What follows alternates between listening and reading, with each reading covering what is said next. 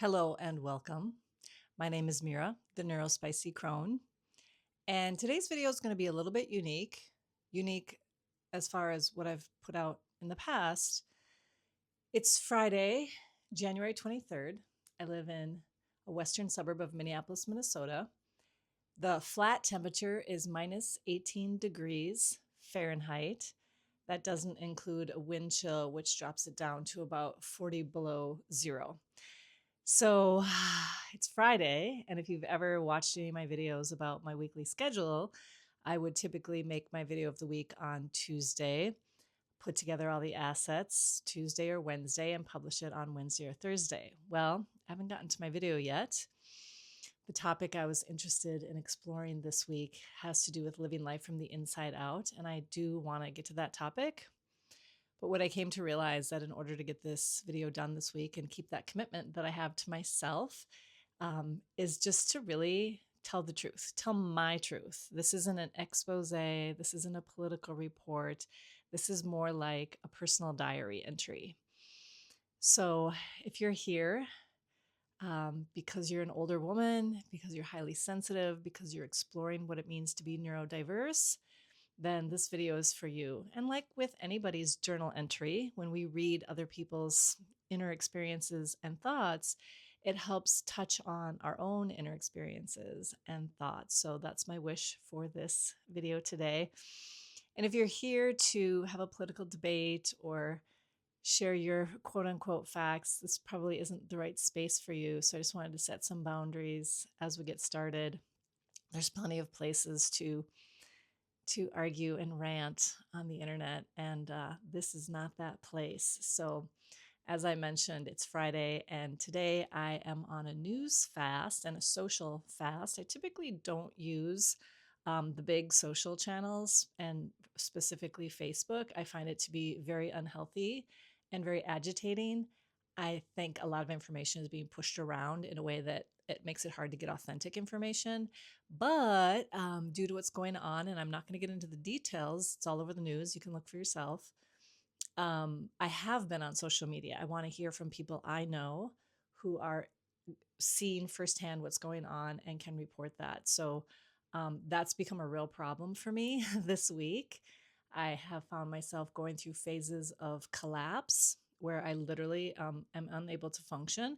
And I just want to make it really clear. I personally am safe. My personal safety is pretty low risk because I live in a western suburb of Minneapolis. It's fairly affluent. It's largely white. And unfortunately, that's a factor for people. But I live in a place right now where there are tens of thousands of people, if not significantly more, who are sheltering in place, who are fearful for leaving their homes, and they're not even safe in their own homes, which is sort of unimaginable. It's hard to think, regardless of why or what's going on or what the purpose is or what the outcome is. The fact of the matter is that our freedom, our sovereignty, has been radically compromised in a very short period of time and in a very dramatic way. And so I'm not at risk, but I'm feeling it because I'm highly sensitive, because it's my community where I was born and raised and where I currently live. And I wanted to talk about it because I can't think of anything else right now. That's why I'm on a news fast and a social fast today, because in addition to just being like unable to function because it's so hard for my brain to actually process what's happening. I always think, oh, we're so safe in the middle of the country, bordering Canada. Who would ever bomb us? We're so far from the coasts, literally thousands and thousands of miles from the coast. It just never occurred to me that would happen from within, so to speak. So just trying to come to terms with this really hard to conceptualize reality. And then also all the people who support it is also deeply disturbing to me. Like it's about humanity to me. It's not about politics or policies. It's very much about humanity and the human rights violations that are happening. So Tuesday morning, I ended up sleeping till like 10. My partner sent me a cute little video about doggy boots because the weather here is very extreme and we need to protect our pets' feet when we go outside to take our quick little walks, which are very quick these days. But it was just this little video of this cute little dog with like thigh-high boots and strap across the back. And I'm like, those are sexy, but my dog would hate those. But because the little clip was on social media, It was an hour later. And I was like, oh, I got to get off here. So it's one thing to really protect my mental space. I want to be engaged. I want to be involved. I want to bear witness. I want to know what's going on. I want to take action.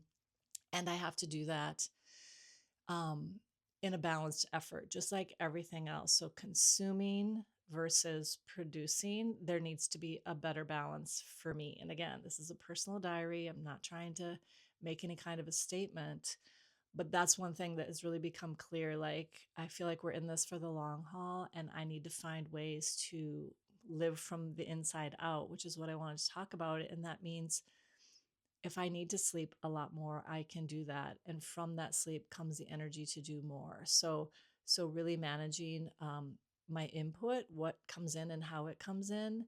And then also, God, I've been feeling so guilty about not getting out onto the streets to demonstrate, to observe.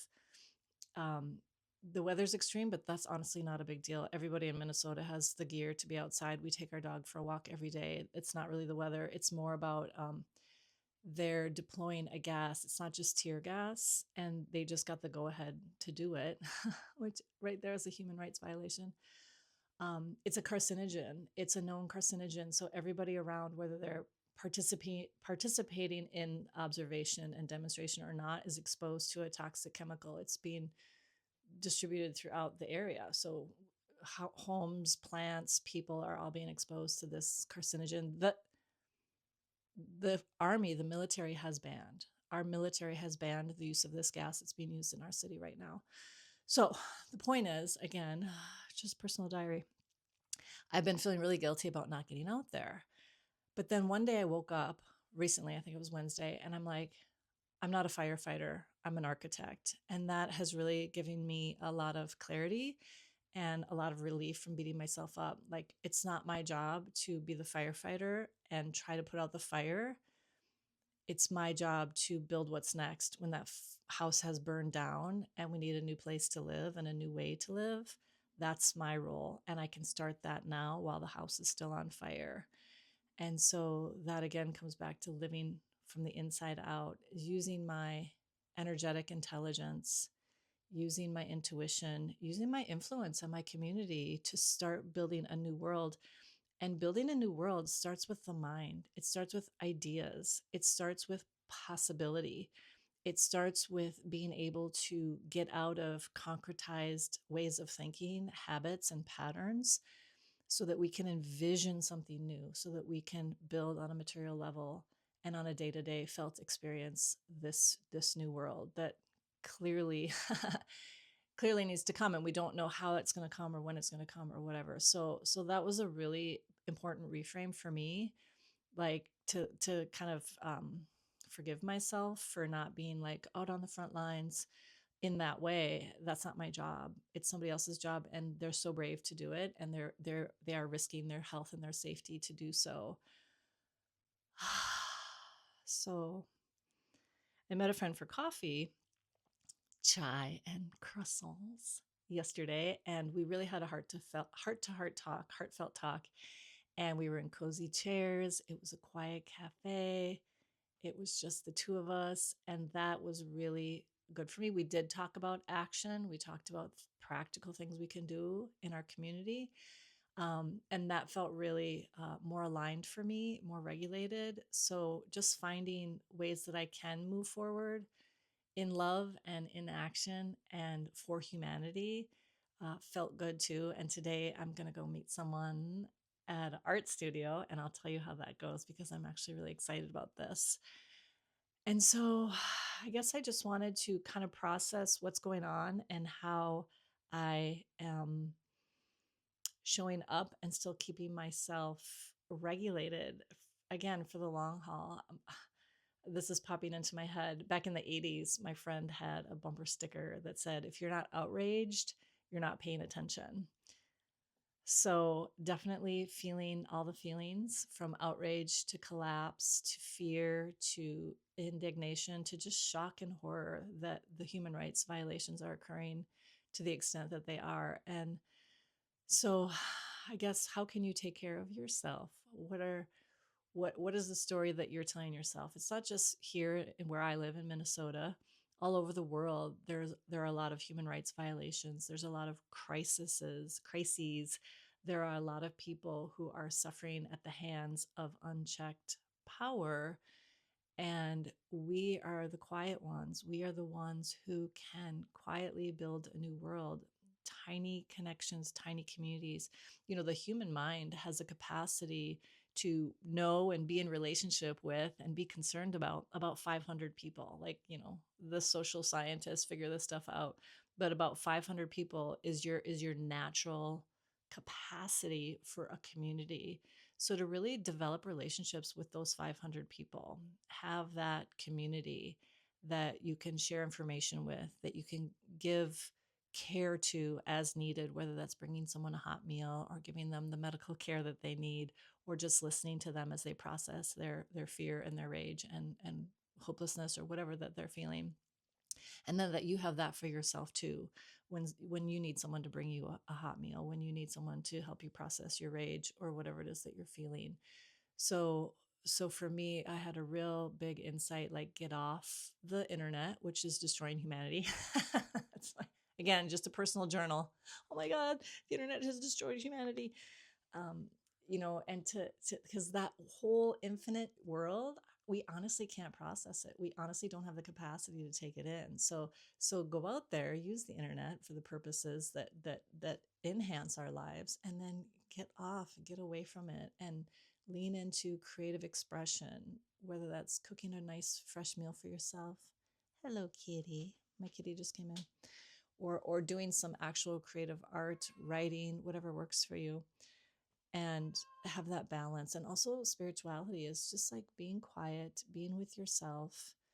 Sometimes sitting down and being quiet can be really uncomfortable and even scary, because there's so much going on. There's so much that's unmet. There's a lifetime of like clutter in the closet of our mind, right? And so to think like, I need to quiet my mind, no, versus I'm just curious about the state of my mind. It's like befriending your mind versus forcing your mind to be still. So just, what am I thinking about? What do I feel in my body? And as a spiritual practice, of course, as all the other things we do. So I feel better. Thanks for listening. um, Another thing I've been thinking about too is I've traveled very extensively in the world. I've been to 30 some countries repeatedly, back and forth and back and forth. I've probably re-entered the United States through customs many dozens of times, maybe 30 times, because I keep going to the same countries over and over again. So I've been to a lot of different places in the world. I've seen how other countries run, and I've also re-entered the United States. And every time I've re-entered the United States, I've thought, oh my gosh, I am so grateful to be an American citizen. I am so grateful to have this passport. I mean, the level of freedom that we have experienced in our lives is off the charts.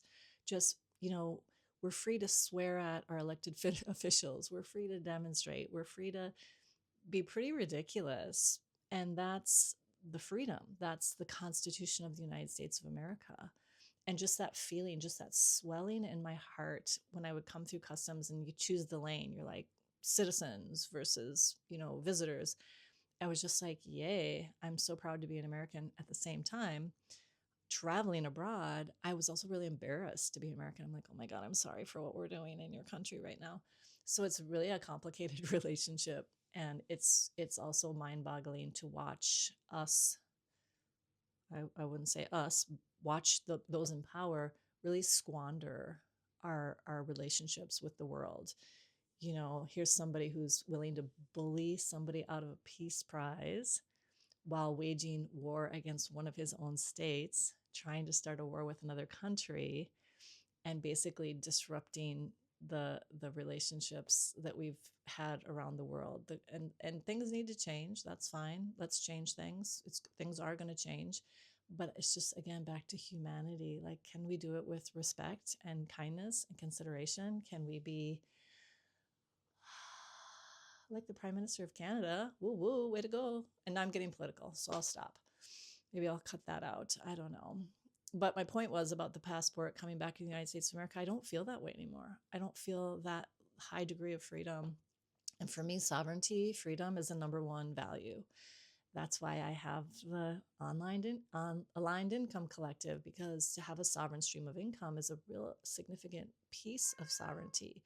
That's why using creativity and spirituality and a nature-based lifestyle can facilitate sovereignty, because we see that nature is free and how nature acts in response. And as we create, that creativity comes only from us.